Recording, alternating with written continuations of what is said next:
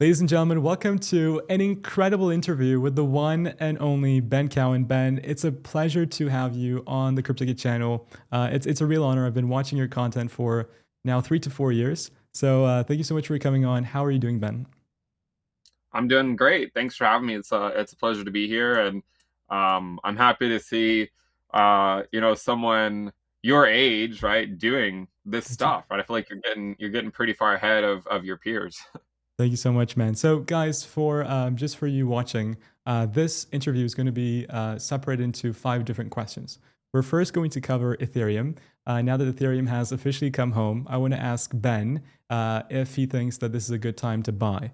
And then we will switch into some dubious speculation on Bitcoin, talk about the global liquidity and Bitcoin correlation and if it's actually relevant, and then go into the S&P 500 outlook and finally end with the Bitcoin dominance and its effect on the altcoin market. But before we get into that, guys, make sure to head to intothecryptoverse.com. Link is down in the description below to get your plan. I've been using it. It's an incredible platform. I've been tracking all sorts of different Bitcoin data.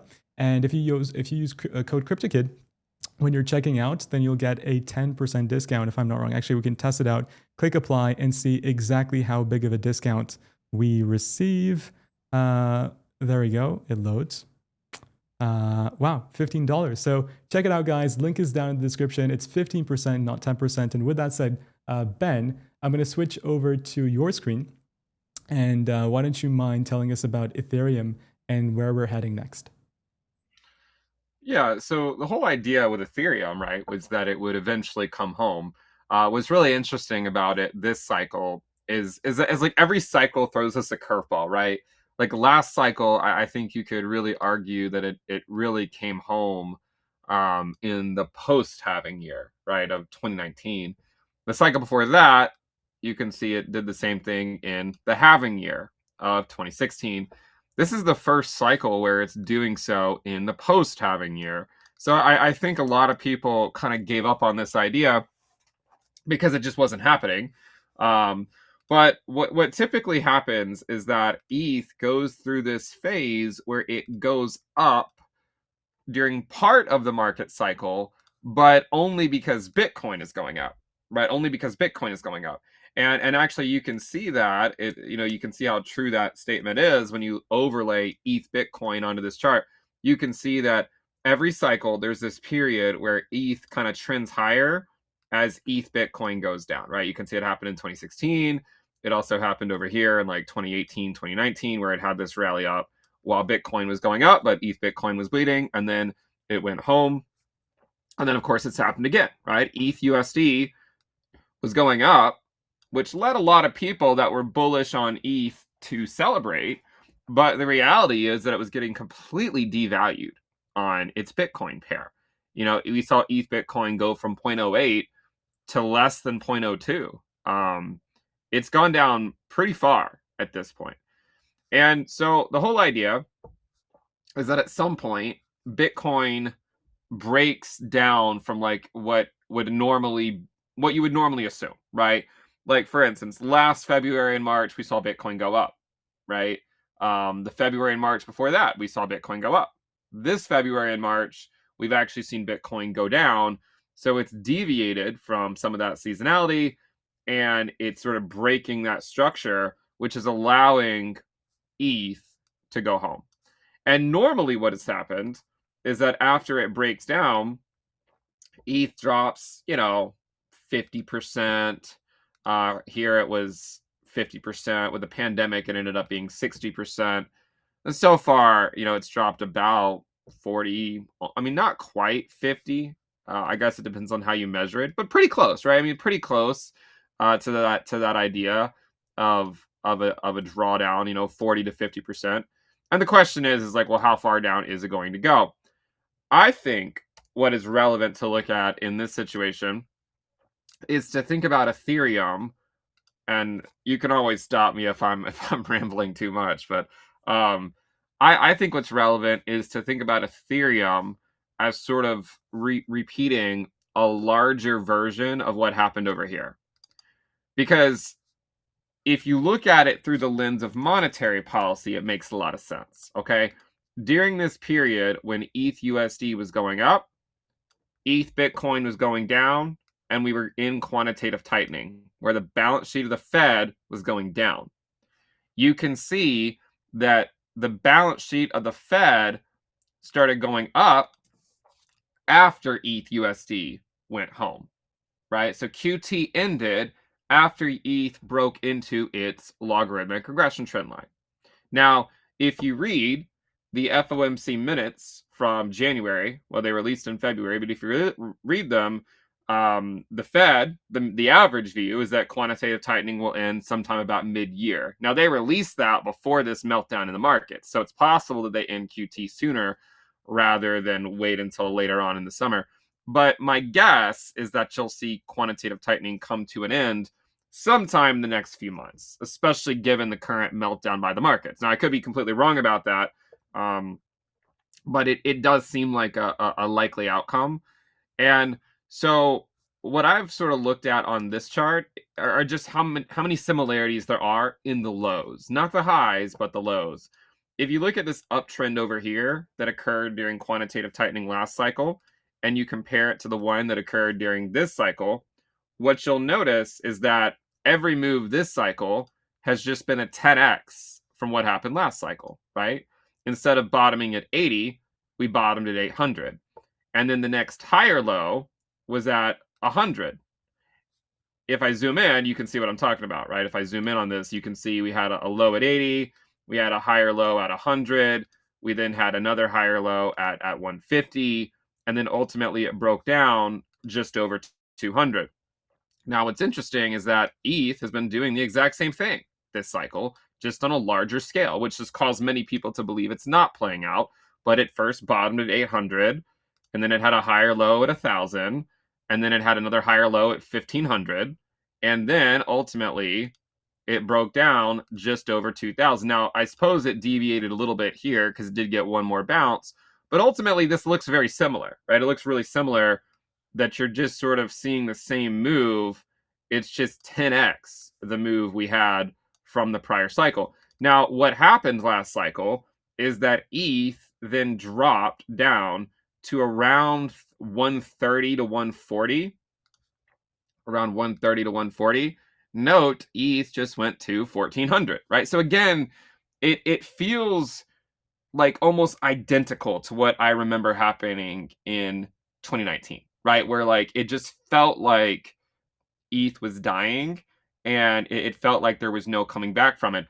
In fact, further evidence that market conditions are similar include the fact that if you look at something like ETH dominance, right? If you look at ETH dominance, one of the things you'll note is that it's almost at the exact same level that it was at here in 2019, right? Like ETH dominance in 2019 went as low as 7%. It was technically 7.09%. And just this week, we saw ETH dominance go to 7.39%, right? So to me, it seems like things are playing out in a somewhat familiar fashion.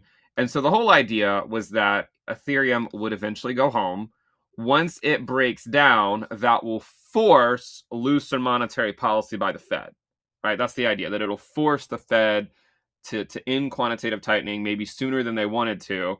And at that point, you might start to see altcoins go up against Bitcoin, right? But not until that happens. And there's just been this idea, I think, where a lot of people keep seeing the Fed say they're slowing QT, and then people think it's alt season. But the problem is the wind's still blowing in the wrong direction, right? Just because you're slowing quantitative tightening doesn't mean you don't have it. It just means the wind's not blowing as hard.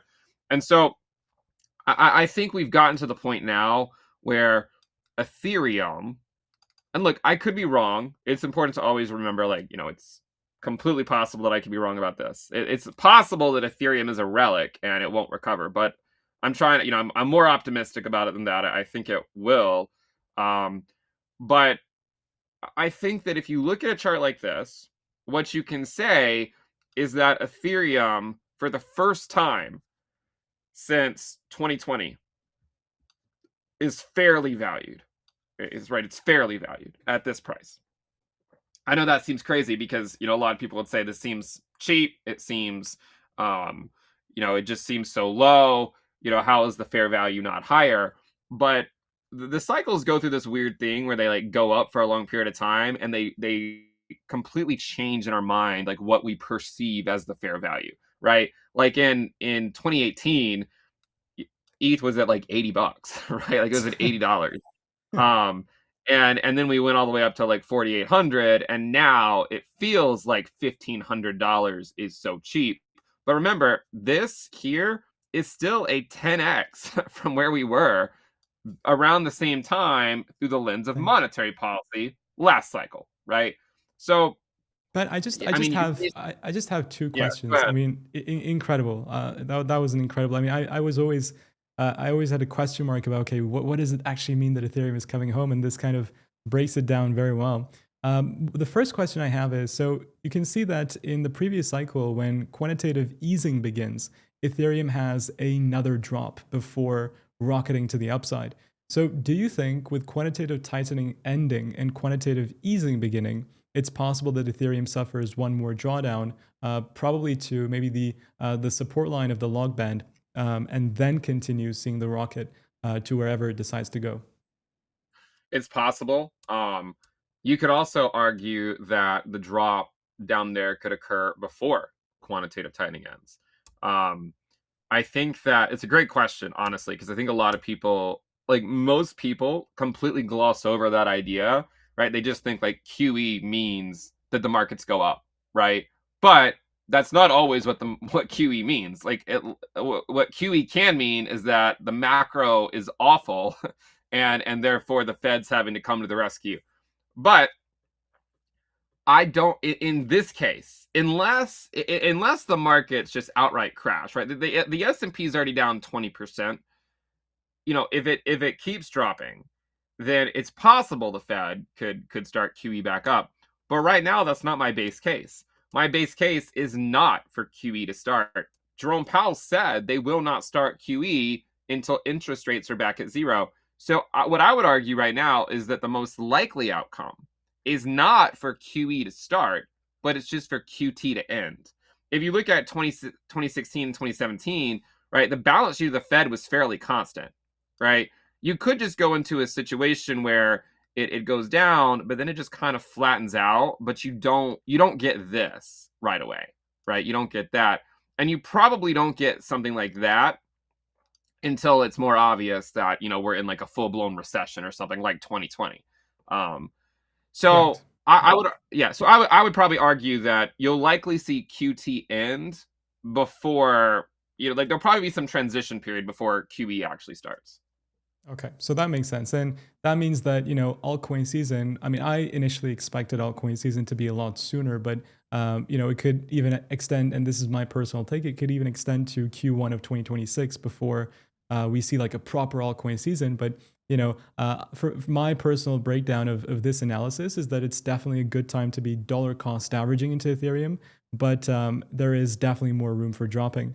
So I actually wanted to ask you as a next question, Dubious speculation on Bitcoin, but since we mentioned the stock market crashing, would you mind if we went into the stock market first, the S&P specifically, and if you gave us your take on if that was the final drop, or would you be expecting more of a downside risk before continuing upwards? Well, the first thing I would say is that anytime the market drops 20%, you at least have to be open-minded for it to be a low, right? Because and you could argue like, well, what if we're in a recession, right? Could it drop more? Absolutely, right? Absolutely. It's possible that we're in a left translated cycle where the peak's already in and we drop another 20% from here, right? That has happened before, not in my lifetime and certainly not in your lifetime. But if you look at like the 1970s, there's times when the market topped out around the change in administration, and you got sort of a left translated peak, and then the market went down for 2 years rather than a right translated peak, where basically the market ends up dropping like 30-40%, sometimes even 50%, like you saw in the dot-com crash and the financial crisis. But what a lot of people don't realize, and while it makes sense to be open-minded to those outcomes, absolutely, like I'm actually already hedged. I hedged back in January. If you look at modern portfolio theory, it suggested going to like, making sure you were properly hedged, like 1/3 cash, something like that. But there are plenty of recessions, even if we are in a recession, there are plenty of recessions that are only 20% drops, right? I mean, you had one in 1990. You also had one in 1990, or sorry, 1981, when Reagan took office. There was about a 20 to 30% drop. In 1980, we had a recession that was a 20% drop, right? So you can certainly have lows after only 20% drops. I'm so sorry I to want to cut answer your you, question. but I'm so Yeah. super sorry to cut you. But just now that you mentioned Reagan, so I don't know American history too well, so I can be completely wrong. But just to ask you, so when Reagan was president, he was also heavy on tariffs. Is that correct?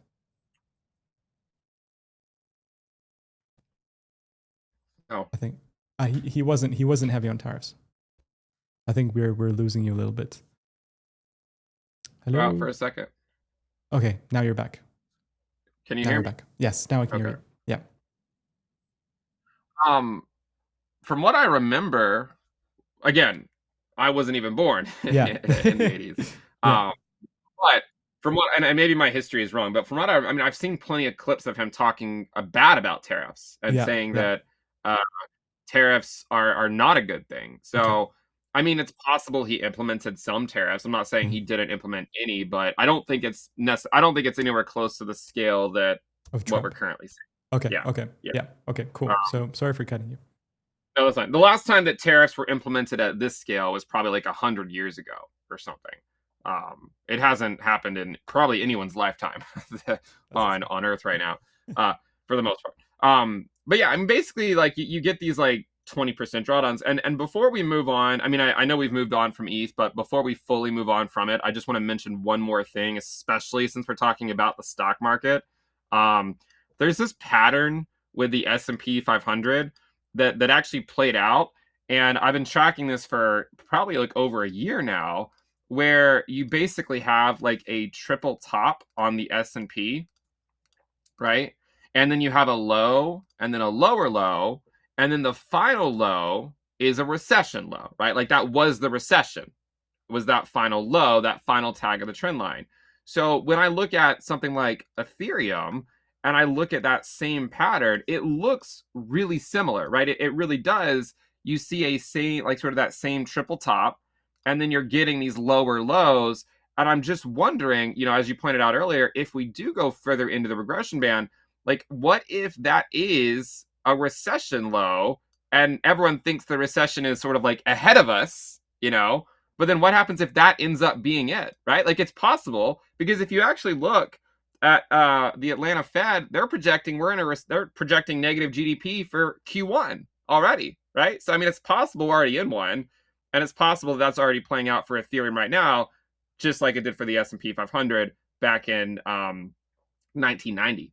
And the way that I found that idea was, if you look at, I mean, basically through the lens of interest rates and whatnot. If you look at interest rates and you subtract out the 2-year yield, what you'll notice is that this is exactly what this is. I mean, it did basically the same exact thing that it did in 1990, where the U.S. interest rates minus the 2-year yield spiked up to that level right there. That's the recession, right? That's that 1990 recession. And I'm just wondering, are we repeating that? Now, obviously, the other comparison is the financial crisis, but I want to be optimistic, right? I don't want to assume that we're going into something like that. That would be very bad for everyone. I mean, it would mean prices go much lower than anyone's currently thinking. Um, so I'm truly hoping that that doesn't happen, right? I really hope that that doesn't happen, and that it ends up just being, more of your garden variety recession, if in fact we get one. But So, one of the interesting, mm. yeah, go ahead. So I mean, if you're, I wanted to ask, so if that is the case, right? So if we are going into a full blown in recession, if that is what we can expect, what are the levels that you would be seeing on the S&P, and then we can pivot into Bitcoin and look at what you would think Bitcoin would do. Yeah, I mean, even recessions, sometimes they just bottom out at 20%, right? So you have to be aware that that could be it. Um, I would basically just look every like 10% down, right? Like 20%, 30%, and then some recessions can get pretty bad, 40 to 50%. So I would just kind of look at those levels. What I mostly look at, when it comes to the S&P 500, is I would just sort of defer to this risk metric that I have for it, right? So like right now the risk metric on the S&P is 0.5, right? So it's kind of like right in the middle. But you can also see that like historically, while it can go lower, it doesn't spend that much time at the lower risk bands, right? So it's, whenever it does drop down to these levels, like I generally think it's a good idea to DCA, especially because, for people like you and I, we're not looking to retire anytime soon, so might as well just get it for the long run. But the last thing I want to mention here on the S&P 500 before we move on to Bitcoin, and this is sort of the optimistic view, right? This is sort of the optimistic view that what if we're repeating what happened in 1998? Because what's interesting is if you look at the, the stock market divided by the money supply, what you'll notice is that this bull run started right here in October of 2022. Um, and you can see a similar area in 1996, and then it rallied up to the same level that it got rejected at, right? So the area that it just got rejected at in February is the same level it got rejected at in July of 1998.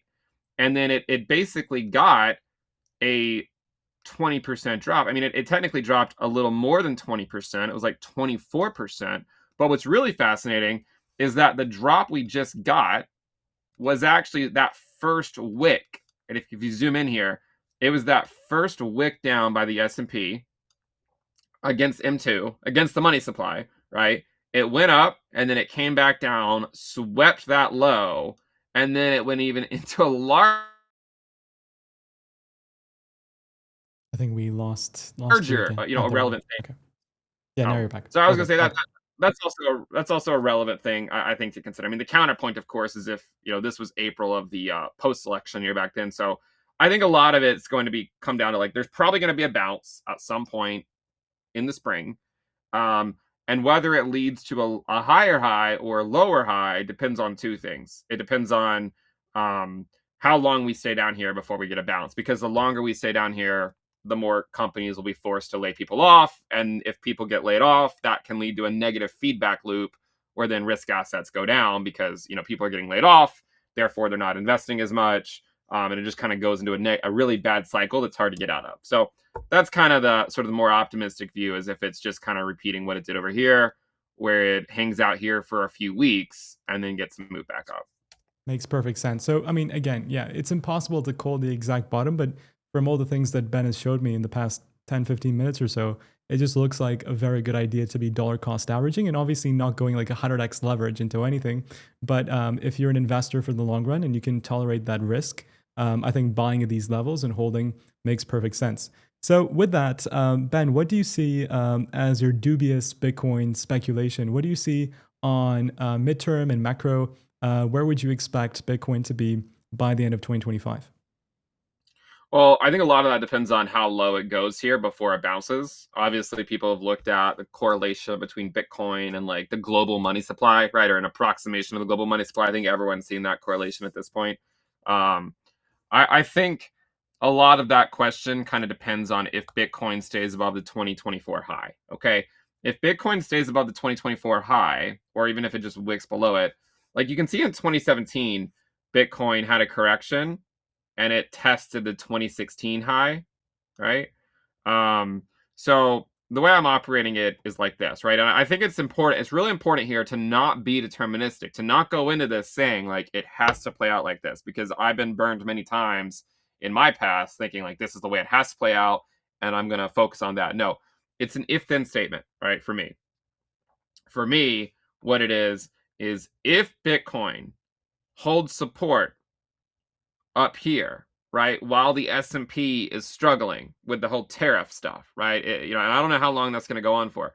But if Bitcoin can hold support above the 2024 high, then it bodes well for later this year. And it would likely, there's a higher chance you could see new all-time highs for Bitcoin if it can stay above that 2024 high. If it can't, and it instead gets a drop to this trend line here, to the low 60s, right, to the low 60s, unfortunately, it would, to me, and I could be wrong, right, but to me, it would likely signify a left translated cycle. Meaning, what would happen is you would see it drop down here. It would get a big rally into August, to a macro lower high, and then it would just be downhill from there. Like that's what a left translated cycle would look like. So what I'm looking for, right? Like I de-risked some back in January and February. What I'm looking for right now is where does this bottom out? Because if it bottoms out above the 2024 high, then it bodes well, right? It supports the idea of a right translated cycle. If your viewers are not familiar with what a right translated cycle is, it's basically where you get a peak in Q4 of the post-halving year, right? This is Q4 2021, Q4 2017, and Q4 2013, right? So all the major peaks by Bitcoin have been in Q4 of the post-halving year. If history repeats, it'll be Q4 of 2025, right? That's what everyone hopes for. I'm just saying, like, hope for the best, plan for the worst, right? So just remember, if it does drop into the low 60s, while you would still get a really big rally out into Q3, it would more likely result, unfortunately, in a lower high for this cycle, and then we'd have to just wait, through, probably until 2027. Oh, dude, that sucks because I mean I've been waiting for like a massive parabolic super cycle type thing since basically 2021, and it sucks that we Right, may not get that. And I can tell that obviously with diminishing returns too, there is unfortunately a high probability of that happening. But right. yeah, man, You're it's young. kind of You're annoying. you're really young though. Like it doesn't, when you're young, it pays to be more optimistic and to Mhm. take on more risk, right? Because Correct. usually what happens is the bears sound smart and the bulls make money, right? Correct. Yeah. Normally happens is the bulls make money. And even if we don't get that, my long-term view is that Bitcoin will still go to 300K, 500K. It'll just take another Longer. cycle or two to get there. Yeah, like it'll just take. So like in 10 years, you're still going to be younger than I am now, right? Like Bitcoin's probably going to be a lot higher at that point. And it kind of just makes it so the short term stuff just doesn't really matter, right? 100%. And by the way, like the reason I even am talking about this is because I noticed this comparison back in March of 2024 with the launch of the QQQ. And this is something that I did not experience because again, I was, you know, in elementary school when the QQQ launched. But the reason why I've been a little bit on edge and even thinking about left translated cycles is because the QQQ, when it launched, it was an ETF tracking tech stocks. It topped exactly 54 weeks later, right? And then what happened is it got a big drop and it bottomed in mid-April, right? Which is about where we are right now. And then it got a large counter turn rally into August before we went into a recession, right? Now, you could still get this rally that leads to a new all-time high as long as the market doesn't drop too much. But look at this right here. If you look at like we put a price label on this wick right here is 63, right? And what I was mentioning with Bitcoin, you don't want to see it go down to that level, right? Because that's basically the low 60s. What it would look like to me is it would look too closely related to the QQQ. But remember how I said the QQQ topped 54 weeks after it launched before the recession, before it entered into a downtrend that led to a Mhm. recession? Unfortunately, right? Unfortunately, uh, you might be surprised to know that Bitcoin topped exactly 54 weeks after its ETF launched. Um, and that Wow. happened to just be January 20th, which was when Gary Gensler was resigning and Trump was taking office. And you're just pricing in perfection. You're pricing in a strategic Bitcoin reserve. You're pricing in deregulation.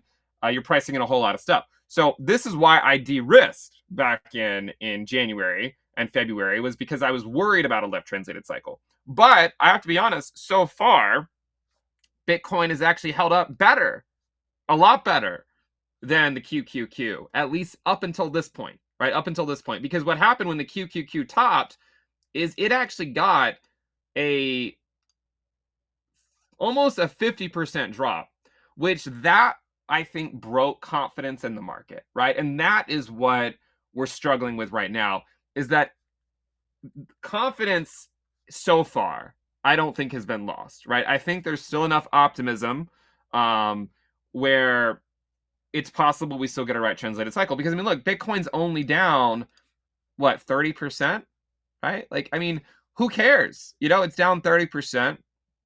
Even in 2017, in 2017 when it tested the 2016 high, guess how much it dropped, right? I mean, it 30%. was yeah, like it was just over a 30% drop. So If it is if it is a right translated cycle, so again, sorry for cutting you. So I completely agree. If it is a left, then we probably retest 66, and then we see a bit of a bounce, and then enter a bear market. But if it right, is a right translated cycle, then what would you be expecting for the price? yeah. So if it's right translated, I would generally expect it to find support around this level, probably over the next like month or so, right? Um, and kind of like what it did over here, right, back in 2024, where it kind of just hung around I think we've lost you again. There we go. these low You're back. levels.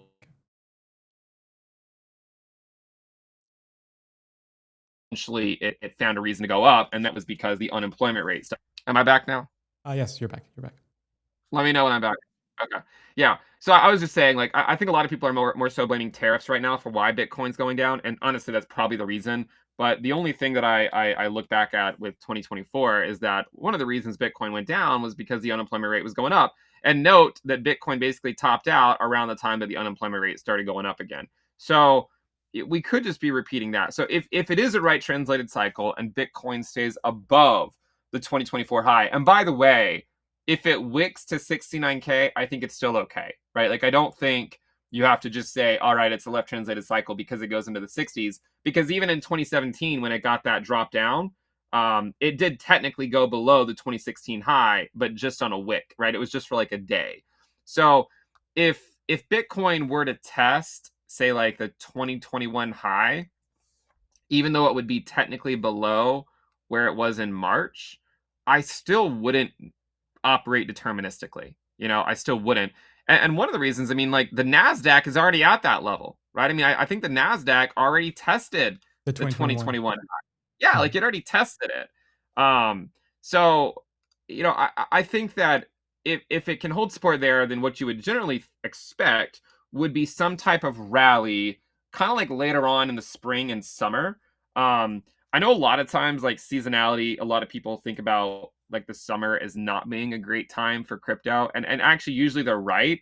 But if you look at quarterly returns for Bitcoin in throughout the years, what you'll notice is that in if it loads, what you'll notice is that in from what I remember in 2017, Q1 wasn't really that great, right? But as you got into the middle part of the year, the markets did a lot better. So if it's a right translated cycle, the funny thing is whether it's a right translated or a left translated, there's probably going to be a rally sometime in like the spring summer time frame, 100%. right? Like regardless of whether it's right Oh translated yeah. or left translated.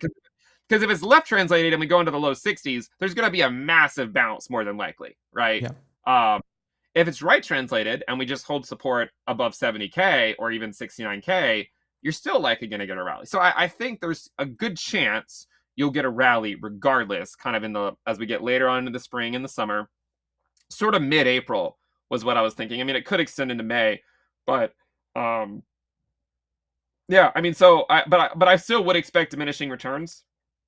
Like I wouldn't go into it thinking that like Bitcoin's going to go to 300K this 300K. cycle. Yeah. Yeah, I actually I went don't think into it's I went into a zero point 0.5 Bitcoin bet with Carl because he expects it's going to go to 300K, but I think it's I mean right. even if I don't expect global monetary debasement happening in like this cycle, and Yeah, everybody shifting to a Bitcoin standard. So yeah. Like I think we're just going to see diminishing returns, right? And like yeah, that's an unfortunate side effect. And maybe eventually the market evolves and does something different. But I think that's the most likely outcome. So like, even 120, 130, 150. I mean, those numbers are possible and diminishing returns still be a thing, right? Like it yeah, doesn't even break diminishing returns. Um, this is, the ROI from the low. You can see we're already currently below the last two cycles. If you look at it as measured from the peak, by the way, we actually just crossed below the 2016 cycle. So it goes to oof. show you that things aren't that different though Mhm. from like the 2016 cycle. It feels different because the price has been going down, but you could almost argue that we just got ahead of where we should be because of all Mhm. the ETF hype and the strategic reserve hype. We just kind of got maybe too far ahead of ourselves. So Yeah, because if you look, if you if you if you include the all-time high being created before the halving, then technically we are on par right, with 2017. right, yeah. So like what I hope, what I hope happens is I hope that Bitcoin can, can find support no lower than say 69K, right? No lower than that. If it can, I'm going to assume that there's still a good chance we get a right translated peak, right? If it can start moving up and not go below that level. If it goes below that level and goes into the low 60s, I think like while it's not impossible for a right translated peak to still occur, it would just be very difficult because if you think about like the 4-year cycle, like we don't have that much time left, because normally what happens, and I guess things can change, but normally the midterm years are not good for crypto, right? Like 2014, 2018, and 2022. So the next one's 2026, theoretically, right?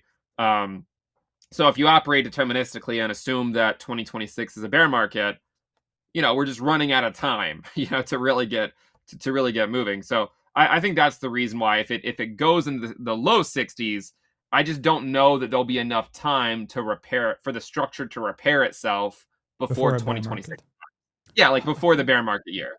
100%. That was incredibly explained. I think, I mean, the audience understood exactly those targets very well. So thank you so much for that. I'm actually going to skip the global liquidity question because you already did Sure. analysis with M2 and the S&P, so I think it's irrelevant. But the final, very quick question that I would like to ask is obviously it can be a Benjamin Cohen interview without Bitcoin dominance. So, what Huh. is your what is your takes on dominance, and depending on what your analysis is, how would it impact altcoins? Yeah, so I'm still the opinion that altcoins are going to bleed against Bitcoin. I haven't bought I haven't I mean for 2023, for really 2022, 2023, 2024, and up until very very recently, like my portfolio was basically just Bitcoin, right? In terms of my crypto portfolio, right? I mean, I also have stocks, I have precious metals, I have fixed income, like I'm diversified, but my crypto portfolio was basically just Bitcoin because I got bullish on Bitcoin dominance back over here. What I think is going on though, I think that we're about to enter an inflection point where a lot of what I've talked about on my channel is about to change, right? Where I think Bitcoin dominance is getting close to the end of the rally, right? It's getting close. I'm not saying that it's there just yet, but I think it's getting close, and I want to explain why. First of all, if you look at something that's maybe even more important than Bitcoin dominance is to because if you think about it, like last cycle, the reason why Bitcoin dominance was important was because we didn't really have stable coins, right? And so Bitcoin was sort of like the flight to safety. Okay. This cycle, stablecoins are more of a thing. And so when you actually include when you look at Bitcoin dominance plus USDT dominance plus USDC dominance, you get a chart that looks like this, right? And what you'll notice is that last cycle, this metric topped when it hit 74 to 75%, right? When it hit 74 to 75%, this is when Bitcoin dominance topped. And it topped when the Fed ended QT. Now, as I've said before, the Fed doesn't care about your altcoin, doesn't care about my altcoin, doesn't care about anyone's altcoins. But I do think that the crypto markets, I think the altcoin market can give us insight into the health of the consumer. You know, if people are buying alts, they're probably doing okay in life, and they don't need, they're not struggling as much. Maybe they're doing that. But what you'll notice is that this metric just went all the way up to almost 73%. Okay. What's interesting about that is that when it hit that same level last cycle, the Fed ended quantitative tightening 1 month later, right? Well, there's a FOMC meeting in May. And by the way, if you look at the FOMC minutes from January, they already said they're probably going to the average view is that they're going to end quantitative tightening mid-year. Now that was before the stock market dropped 20%, right?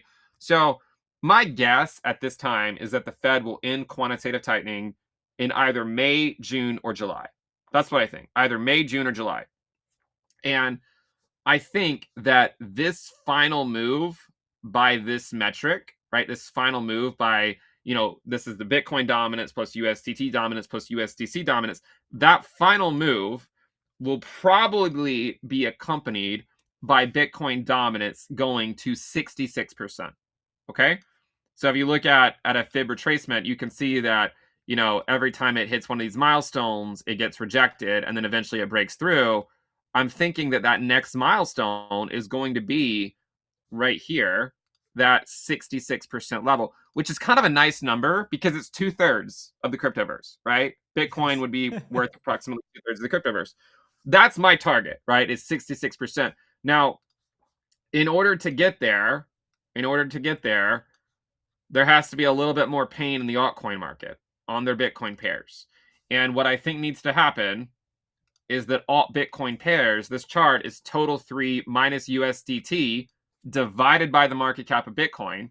What you'll notice is that for the last couple of cycles, this metric tops out when the altcoin market cap reaches parity with Bitcoin. So, like, whenever the altcoin market cap collectively is worth the same value as Bitcoin, that's when they top out, right? Like, that's the end of alt season. And it bottoms out when the altcoin market cap is approximately 1/4 of Bitcoin's market cap, right? So 25%.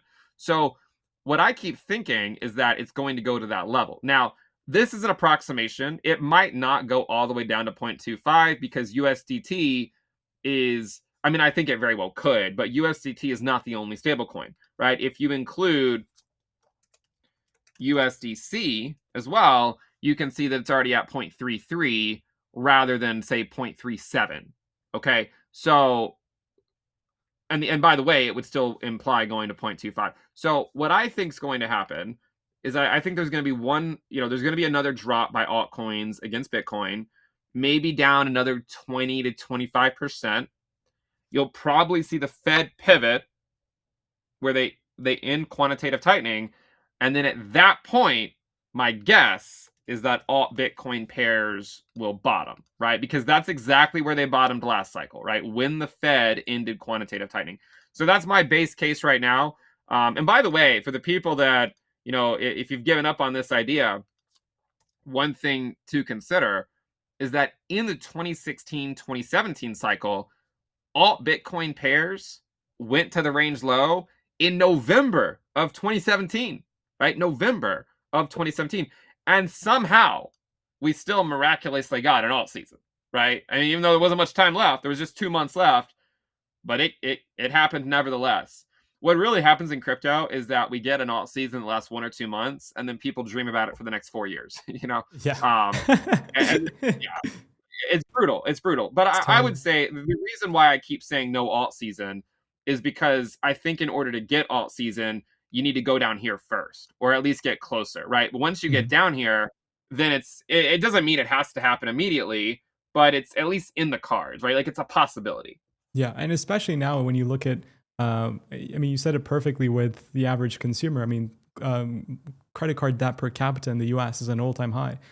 Savings per capita all-time low. Whereas in 2021, it was completely the opposite. So there has to be some sort of economic stimuli before altcoins can go into altcoin season.